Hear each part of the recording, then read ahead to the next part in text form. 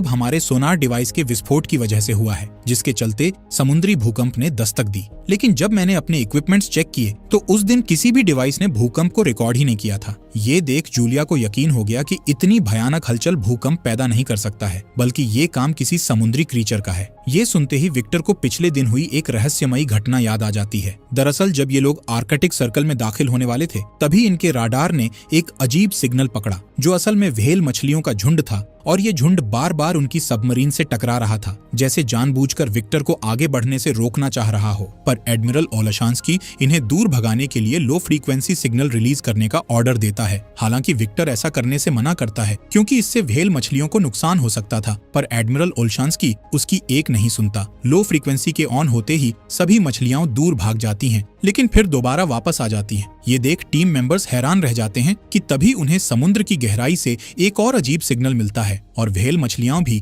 एक एक कर दूर होना शुरू हो जाती हैं। इधर टीम मेंबर जब इस सिग्नल को चेक करते हैं तो उन्हें एक विशाल क्रीचर नजर आता है, जो एक ही झटके में व्हेल मछली को अपना शिकार बना लेता है और फिर इनकी सबमरीन की तरफ बढ़ने लगता है। इसलिए एडमिरल ओलशांस्की उस पर हमला करने का ऑर्डर देते हैं, लेकिन विक्टर उन्हें ये कहते हुए रोक देता है कि हम ऐसे किसी पर हमला नहीं कर सकते हैं। इसके बाद वो सबमरीन को पास की ही एक बर्फीली दरार में ले जाने को कहता है, क्योंकि उसे यकीन था कि इतना बड़ा क्रीचर इस तंग दरार में नहीं घुस पाएगा, और होता भी ऐसा ही है। विक्टर की टीम उसकी बात मानकर सबमरीन को समुद्र की गहराई में छुपा देती है, जिसे क्रीचर देख नहीं पाता और थक हारकर यहाँ से चला जाता है। इस तरह विक्टर के एक फैसले ने आज सबकी जान बचा ली थी। वहीं विक्टर ने जब जूलिया की कहानी सुनी तो वो समझ गया कि यही वो क्रीचर है जिसने बर्फ को तोड़कर उनकी पहली सबमरीन को तबाह किया था। अब जूलिया, जो कि एक स्वीडिश नागरिक है, वो बचपन से ही समुद्री राक्षसों पर विश्वास करती आई थी, इसलिए वो अब इस भयानक खेल में शामिल नहीं होना चाहती थी। वो विक्टर से गुजारिश करते हुए कहती है